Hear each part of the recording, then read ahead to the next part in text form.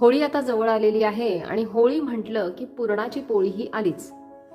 होळीच्या दिवशी आपण अगदी सागर संगीत पुरणाची सुंदरशी पोळी करून देवाला नैवेद्य जरूर दाखवतो. सगळीकडे होळी साजरी केली जाते, त्यामुळे गोडाचं नैवेद्य म्हणून पुरणपोळीला अत्यंत मान आहे. तर आज आपण पुरणपोळीची रेसिपी कशी करायची त्याकडे वळूया. त्यासाठी जे मी साहित्य घेतलेलं आहे त्याच्यामध्ये 3 वाट्या चणा डाळ आहे आणि ही मी साधारण 1 ते 1.5 तास होऊन गेलाय. 3 ते 4 वेळा चणा डाळ छान धुवून घेतली आणि त्याच्यामध्ये भरपूर पाणी टाकलं आणि ती आता भिजलेली आहे. तर ही 3 वाट्या चणा डाळ आहे आणि चणा डाळीसाठी मी आता 3 वाट्याच गूळ घेतलेला आहे आणि 3 वाट्या गूळ आणि साधारण अर्धी वाटी ही साखर घेतलेली आहे. त्याच्यानंतर आपण जे कणिक किंवा पीठ मळणार आहोत पुरणपोळीसाठी, तर ते साधारण 3 गच्च वाट्या, म्हणजे थोडंसं आपण सपाट वाटी घेतो त्याच्यापेक्षा थोडं वरती डोंगर येतो असा पिठाचा, तशा 3 वाट्या मी गव्हाचं पीठ घेतलेलं आहे आणि 1 वाटी आपण मैदा घेतलेला आहे. मैद्यामुळे थोडी मऊसर व्हायला मदत होते, पण मैदा हा तब्येतीला चांगला नसल्या कारणाने गव्हाचं पीठ आपण जास्त घेतलेलं आहे. आता साखर तर आपण बघितली अर्धा वाटीच घेतलेली आहे, फक्त चवी पुरती घेतलेली आहे. आता आपण हे तेल घेतलेलं आहे पाऊण वाटी. तेल हे आपण पीठ मळताना नाही घालणार आहोत, तर पीठ मळून झाल्यानंतर तेलामध्ये आपण तुंबवून ठेवणार आहोत कणिक. 2 चमचे मी सुंठ पावडर घेतलेली आहे, पण आपण ज्या वेळेला पुरण तयार होतो त्यावेळेला साधारण पुरण बघून आपण त्याचा अंदाज घ्यायचा आहे. किती आपल्याला साधारण लागणार आहे हे मी त्यावेळेला दाखवणारच आहे. आता साधारण पाऊण वाटी आपण साजूक तूप घेतलेलं आहे. हे साजूक तूप देखील आपण पुरण करतानाच घालणार आहोत, पण हे एवढं लागणार नाहीये, ते देखील मी त्याच वेळेला अंदाजाने सांगणार आहे. वेलची पावडर जी आहे ती साधारण 2 चमचे तरी आहे. ही पण आपण पुरण करताना बघणार आहोत किती लागते आहे. एक जायफळ घेतलेला आहे. कुकरमध्ये मी डाळ टाकलेली आहे. आता साधारण आपली जी डाळ होती, जेवढ्या भांड्यामध्ये जे भरलेलं होतं, डाळ आता फुगली, त्यामुळे 3 वाट्यांची ती डाळ फुगल्यानंतर जास्त होते. तर ते भांडं जे आहे ते भरलेलं होतं डाळीने. ते भांडं मी जी डाळ आहे ती कुकरमध्ये टाकली आणि मग त्या भांड्यात जेवढी डाळ आहे तेवढंच पाणी मी आता ह्याच्यामध्ये टाकलेलं आहे आणि आता मी बरोबर 3च शिट्ट्या घेणार आहे. याच्यामध्ये आपल्याला जराशीच हळद टाकायची आहे. अगदी पाव चमचा मी हळद टाकलेली आहे आणि आता आपण 3 शिट्ट्यांवर ही शिजवून घेणार आहोत. आणि आपल्याला इकडे कणिक देखील मळून घ्यायची. आधी आपण कुकर गॅसवरती ठेवूया, मळून घेऊया.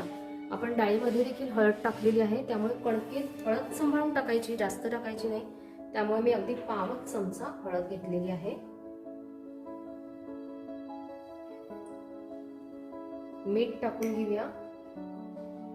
साधारण 2 चमचे म्हणजे आपला 1 चमचा नाश्त्याचा, तेवढं हे मीठ आहे. आता आपण काय करूया, कणिक मळून घेऊया. जशी आपण पोळीसाठी किंवा साध्या चपातीसाठी कणिक मळतो तशीच मळायची आहे, फक्त ती थोडी सैल मळायची आपल्याला. तर आपण आता हे थोडं थोडं पाणी टाकून हळूहळू कणिक मळून घेऊया. खूप टाईट नाही आणि प्रमाणाच्या बाहेर सैल नाही.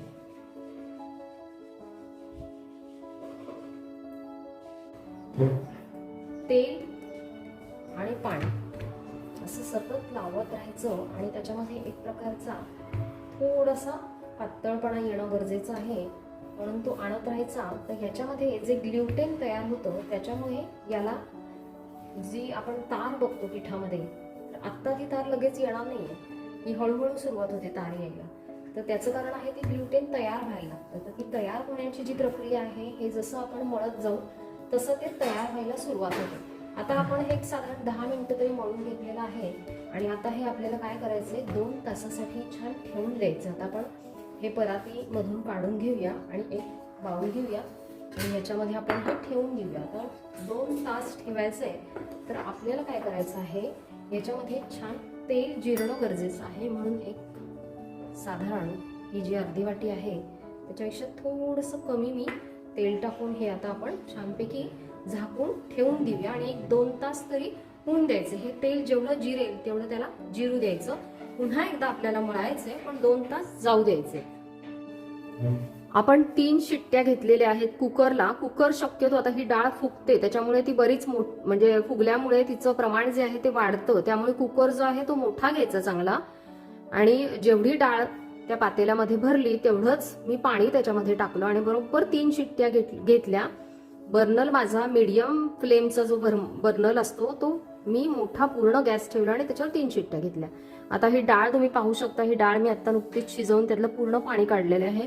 अगदी छान पूर्ण पेस्ट होतीये. म्हणजे इतकं छान ते दाबली गेली पाहिजे, म्हणजे छान शिजली पाहिजे ती डाळ. तर हे शिजणं खूप महत्वाचं आहे. आता हा जो उरलेलं त्यातलं जे पाणी आहे त्याला आपण कट म्हणतो. ही कटाची आमटी आपण त्याच्यासोबत करतो. तर आता आपलं पुरण शिजलेलं आहे. आता आपण पुरण करायला घेऊया. अशी आपली जी शिजलेली डाळ आहे ती मिक्सरच्या भांड्यात टाकायची आणि अगदी छान मऊ करून घ्यायची आहे. याने आपलं पुरण करण्याची जी प्रक्रिया आहे ती अधिक सोपी होते. तर आपण आता ह्याला छान वाटून घेऊया. मिक्सरला पूर्ण डाळ जी आहे ती मी छान वाटून घेतलेली आहे आणि पूर्ण मऊ झालेली आहे. तुम्ही पाहू शकता की ती मी पूर्ण छान अगदी हे जे पीठ आहे पूर्ण मऊ झालेली आहे. आता आपण पुरण तयार करून घेऊया.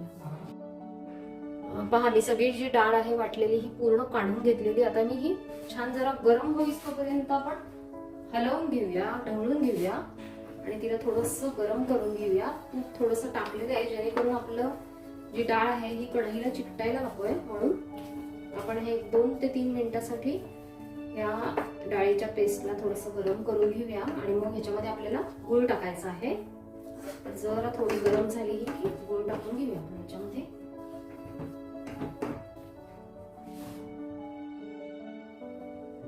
आता ही साधारण गरम थोडी झालेली. आता हा जो गूळ आहे हा आपण ह्याच्यामध्ये टाकून घेऊया.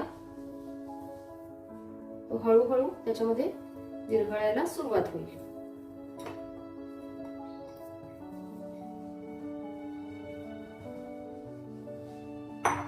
हा आपण संपूर्ण हलवून एकजीव करून घेऊया हा गूळ.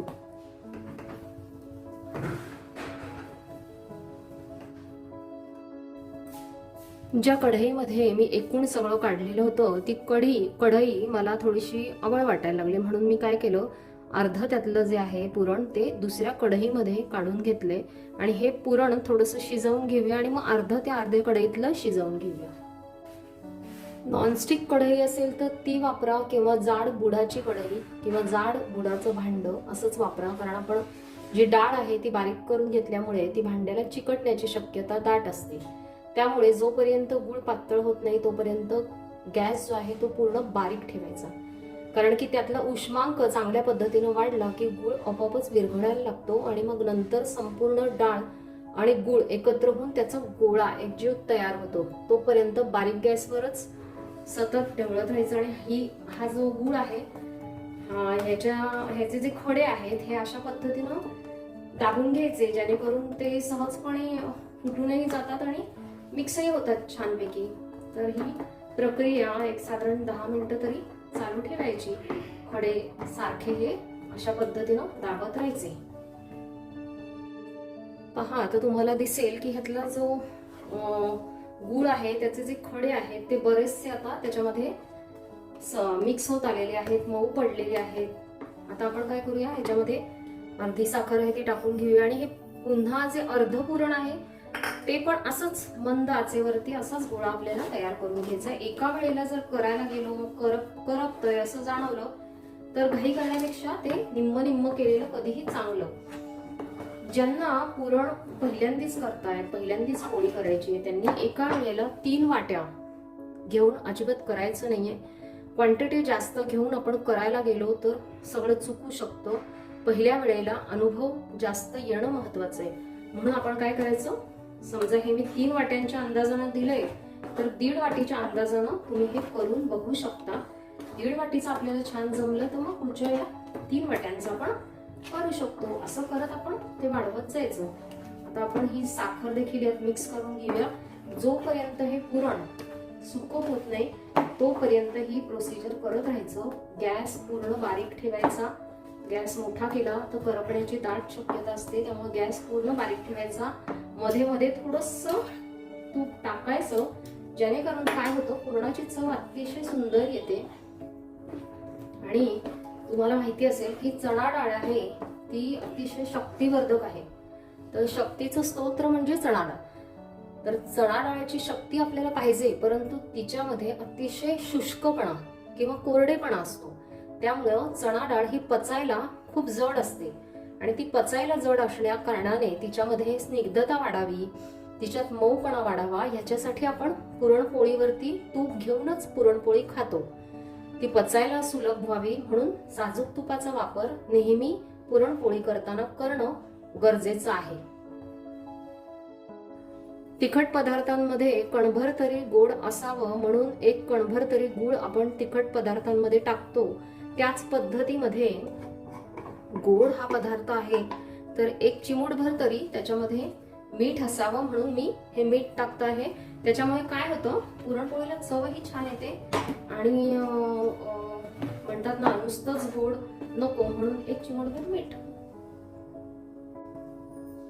पहा आता आपलं जे पुरण आहे ते जवळजवळ सुकत आलेलं आहे. आता हे इतकं सुकणं बरोबर आहे. यापेक्षा जास्त एकदम कोरडं करायचं नाही, कारण आता हे जेव्हा थंड होईल ना तेव्हा याच्यामध्ये पुन्हा एक कोरडेपणा निर्माण होतो आणि मग एकदम टणटणीत झालेलं पुरण आहे ना त्याच्या पुरणपोळ्या करायला कठीण होऊन बसतात. त्यामुळे एकदम पुरण टणटणीत करायचं नाही. हे एकदा पुन्हा थंड झालं ना की पुन्हा हे अजून घट्ट होणार आहे. तर आपण या स्टेजला काय करूया, सुंठ पावडर आहे ती टाकून घेऊया. एक चमचाभर याच्यामध्ये टाकून घेऊया. आता आपल्याला अर्ध पुरण जे दुसऱ्या कढईत आहे ते देखील सेम याच पद्धतीने शिजवून घ्यायचं आहे. आता हे मी याच्या पुरतच सुंठ जे आहे ती टाकलेली आहे, प्रमाणामध्ये विस्कळीतपणा यायला नकोय म्हणून. तर आता आपण काय करूया, थोडंसं माझ्याकडे केशर आणि वेलची सिरप आहे हे थोडंसं टाकूया. आता ह्याच्यामध्ये वेलची पडणार आहे आणि केशरी रंगही छान येणार आहे, त्यामुळे केशर वेलची सिरप. आता ज्यांच्याकडे हे नाहीये त्यांनी नुसती प्लेन वेलची टाकायला काहीही हरकत नाहीये. आधी आपण हे छान मिक्स करून घेऊया.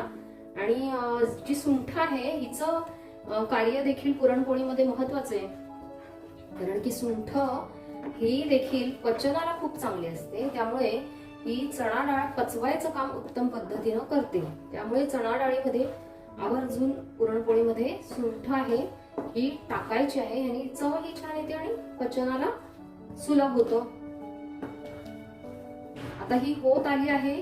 या स्टेजला आपल्याला जायफळ टाकायचं आहे, कारण जायफळ टाकल्यानंतर ना फार शिजवायचं नाही पुरण, त्याची जी चव आहे ती निघून जाते. म्हणून जायफळ आता पुरण असं लास्ट स्टेजला आले त्यावेळेला आपण जायफळ किसून घेऊया. याच्यामध्ये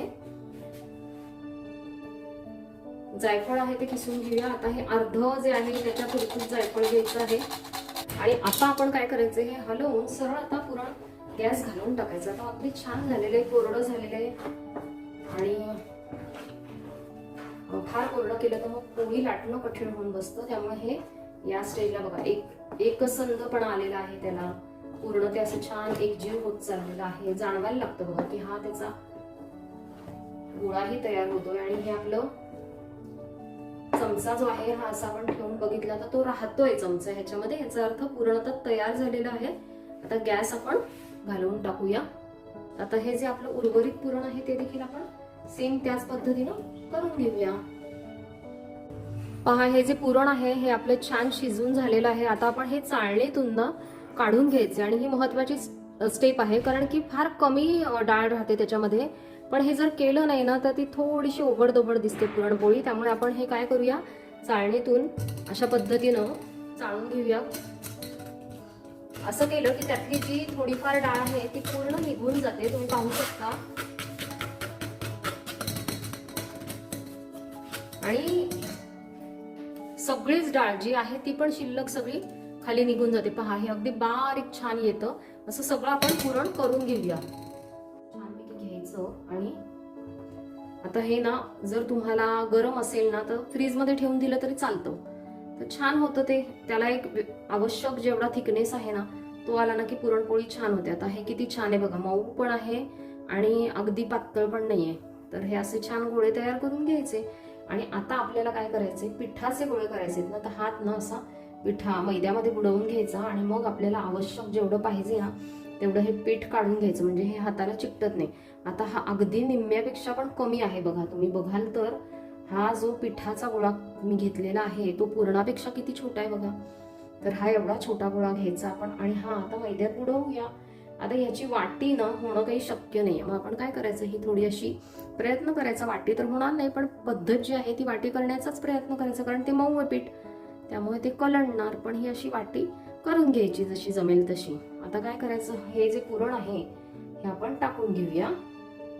आणि काय करायचं, पुरण आपल्याला आतमध्ये घालायचं आहे आणि बाहेरचा जो भाग आहे याला काय करायचं, थोडंसं बोटं बुडवून घ्यायची मैद्यात आणि ही जी वाटी आहे ही आपल्याला काय करायची, अशी हे आतमध्ये आणि हे बाहेर असं प्रेस करत हे जे पुरण आहे ह्याची जी वाटी आहे ही या पद्धतीने प्रेस करत करत हे असं करत यायचं, जेणेकरून हे पुरण जे आहे हे छानपैकी इथे झाकून टाकायचं आपल्याला अशा पद्धतीनं. आणि पुन्हा हे अशी छान गोळी वळून घ्यायची. हे जे आहे जॉईंट हा अजिबात म्हणजे उघडा नाही पडणार याची काळजी घ्यायची. आणि मग काय करायचं, पुन्हा हे पिठामध्ये छान बुडवून घ्यायचं आणि आपण मैदा जो आहे तो देखील असा पोळपाटावर पसरवून घ्यायचा. फार नाही टाकायचा मैदा, नाही तर मग काय होतं की खूप मैदा मैदा होतो आणि मग ही जी पुरणपोळी आहे, आता आपण हे पोळपाटावर ठेवलेलं आहे. आता वरून थोडंसं मैदा टाकूया आणि काय करूया, हाताने ही थोडीशी पोळी ना अशी थापून घ्यायची. फार जोरजोरात नाही थापायची, आपल्याला हलक्या हाताने करायची. का तर आपण या जाड पोळीवर जर लाटणं फिरवलं तर ते फाटू शकते, म्हणून मग काय करायचं, या पद्धतीने ती थापून घ्यायची आणि हलक्या हाताने लाटायला घ्यायची आहे.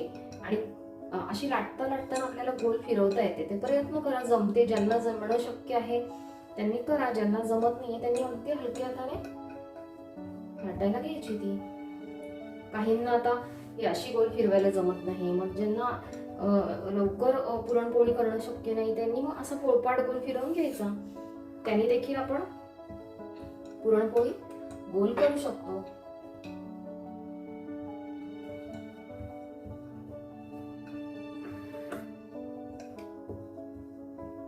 आणि ही अति पातळ नाही करायची आणि अति जाड नाही ठेवायची, मध्यम अशी करून घ्यायची.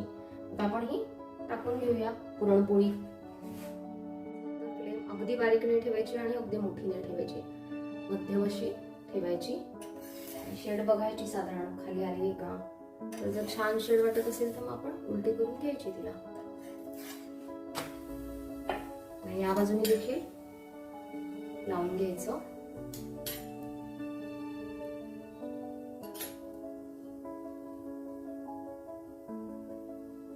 ही अशी खूप वेळा उलटी सुलटी करायची नाही, शक्यतो एक बाजू छान झाली की मग दुसरी बाजू करून घ्यायची. रंग बघायचा, अगदीच वाटलं कचवट वाटली तर मग एखाद्या वेळेला चालते उलटी केली तर.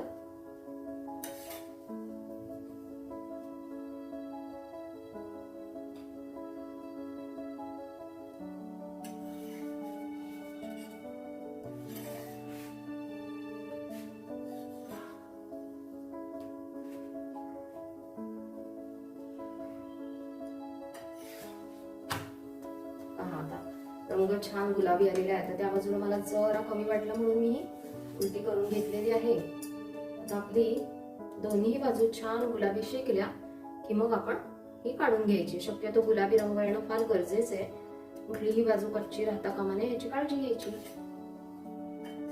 हा आपला आपण हे काढून घेऊया. बघा रंग कसा छान दिसतोय, तो असा छान गुलाबी रंगावरती या पुरणपोळ्या करायच्या. तर पहा मंडळींनो, अशा पद्धतीनं आपल्या ज्या पुरणपोळ्या आहेत त्या छान तयार झालेल्या आहेत. त्या कशा करायच्या हे आपण पहिल्यापासूनच बघितलेले आहेत. चणा डाळ ही पचायला जड असल्या कारणाने त्याच्यामध्ये तूप, साजूक तूप भरपूर घातलं जातं, वरूनही वापरलं जातं, शिजवतानाही वापरलं जातं. तसंच सुंठ पावडर देखील पचण्यास मदत करते म्हणून सुंठ पावडर आवर्जून टाकले जाते. तर अशा पद्धतीनं पुरणपोळी जर केली तर ती सहज आणि सोप्या पद्धतीनं आपण करू शकता. पूर्वीच्या काळी डाळ न वाटता त्याच्यात गूळ टाकला जायचा, त्यामुळे डाळ जी आहे ती गुळामुळे थोडीशी टणक व्हायची, मग ती वाटायला जास्त कठीण पडायची. तर आता ही पद्धत थोडीशी सोपी आणि बरी वाटते, झटपट होते, बरं चवीतही काही फरक पडत नाही. तर मग अशी पुरणपोळी सहजपणे करायला काहीच हरकत नाहीये. तर करून पहा, खाऊन पहा. तर पुन्हा एकदा नवीन व्हिडिओमध्ये भेटूया. तोपर्यंत धन्यवाद.